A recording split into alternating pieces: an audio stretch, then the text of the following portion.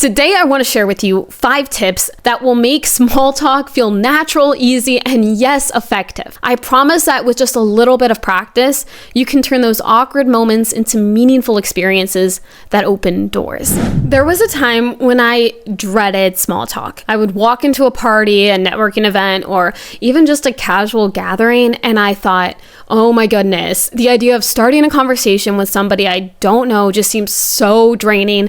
And honestly, pointless. I mean, the cliche, so what do you do? Or I love the weather today. And trust me, I use that one way more than I ever wanted to. It all felt stiff and shallow. I would get lost in my own head and I'd think, well, why even bother? Is this really going to lead anywhere meaningful anyway? But over time, I learned that small talk isn't just an awkward formality. It's actually a very powerful tool, a way to break the ice, build trust, and create connections. It's a way to meet potential business partners, create a comfortable interview environment, and just plain figure out if you click with someone. First, I want to say that a great way to open up a conversation is by just bouncing off of what's around you, your environment. Let's say you're at a networking event and you're holding a drink. A simple question like, oh, what are you drinking? Can get the conversation started. I know it's super bland, whatever, but who knows? Maybe you're both sipping on the same cocktail and you get to connect over that. And if you don't like that starter, you could look at something else. Like for us ladies, I mean, men too, but for us ladies, I think we'll catch on to this one a little bit more. But, if you see someone who's wearing a unique piece of jewelry or a stylish outfit, you can use that as a great conversation starter. For example, I love that bracelet. Is there a special story behind it? But sometimes you find that there are meaningful experiences behind something as simple as jewelry. Or if you compliment someone's outfits, I know it's simple, but people love that. Now, let's say you're in an office or an interview setting. What you can do in these situations is just take a look around you at, let's say, all of the decoration. Are there family photos on the wall, a diploma, a cute picture of a cat? These are all fantastic conversation starters. You could say, oh, I noticed that family photo on your desk. Do you have kids? Or, I see you went to UCLA. Did you catch the last football game? These things are simple observations that can just create an easy bridge into conversation. People especially love talking about kids and cats and dogs and whatever their pets are. Those are great things to bounce off of. Now, let's say there is nothing in your environment that you feel like you can work with. Here are a few classic conversation starters that could help. One that I like is as simple as, where are you from? It's super easy, but it can be effective because if you've been to their hometown or you know something about it, that's a great opening to share a personal story or ask them about the places you should visit. If you haven't been there, maybe you want to in the future. Or if they live in a really rural area and you've only lived in the city, you can ask them about what their experience with that has been like. Maybe they loved it, or maybe they're looking for a change. And just getting the conversation flowing might give you more room for follow-up questions. Another one that I like is, what brings you here? Whether it's a conference or a party or a casual get-together, asking about someone's reason for being there could get the ball rolling again for more discussion to help you understand what page they're on. If they came because they're looking to network, maybe you can connect over that, or maybe they're just there because they were dragged to by a friend and you can kind of laugh about that. Maybe you can ask about their job if that comes up, or just get to make a new connection. Another conversation starter that I like to use is a spin on the classic, how's your day going? How's your day going is a classic, right? Because it's so easy to ask. But then when they give you a dry, it's good, or it's been a busy day, I'm tired, whatever, what you can do is follow up with, what did you get up to? And by asking, what did you get up to? That's going to steer the conversation into a more specific direction. That way you can start talking about your interests, your passions, your hobbies, get more into that realm. Okay, the third tip is something that I think is so crucial and often gets overlooked. The idea of active listening. Small talk is a two-way street, and it's so important to be a good listener and not just be there thinking about who you're going to talk to next or daydreaming in your head. Just be fully present.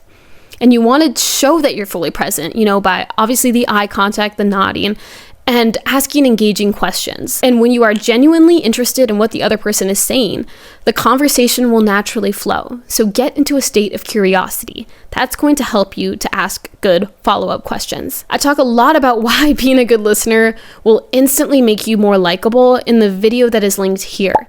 So make sure to check that video out to dive further into this. Tip number 4 is another big one.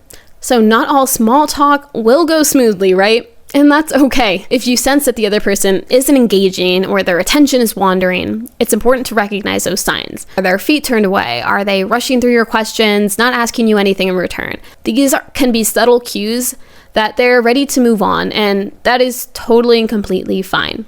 Don't take it personally. Not everyone is going to be the best conversation buddy, but that's where you can graciously pivot and try to connect with somebody else. Additionally, body language and tone can very much give huge insight into how to ask good follow-up questions. For example, did their face light up when they mentioned their new running shoes? That could signal that that's something that they want to talk more about. Or did their tone of voice sound nervous when they talked about going ice skating this weekend? Maybe they're new to ice skating and you can mention, oh, hey, have you gone ice skating before? And maybe that'll kick off a whole conversation about how they're nervous about their first time and they don't want to embarrass themselves with their new date and blah, blah, blah, blah, blah.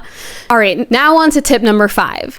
Small talk is great for breaking the ice, but when you have more time, say a business dinner or even a casual date, that's when you can start steering the conversation towards more personal topics. And here's a trick. Start by opening up about something yourself.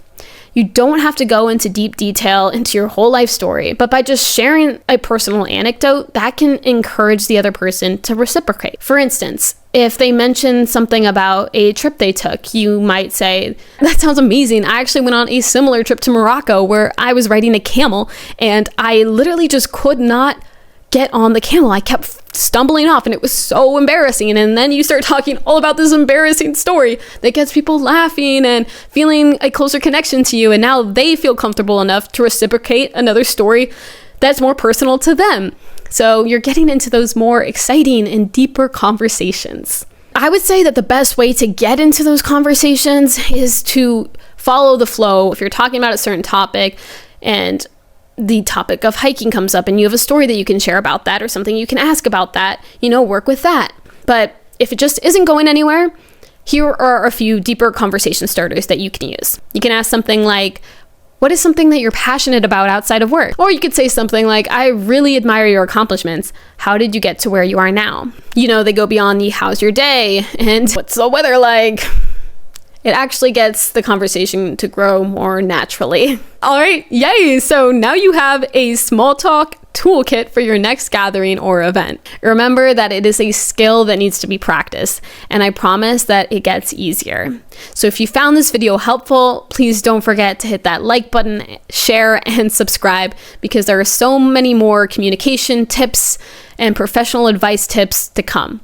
And for those of you who still have questions or want to dive even deeper into any of these professional development topics, I am offering a few one-on-one coaching slots where you can sign up using the link in the description.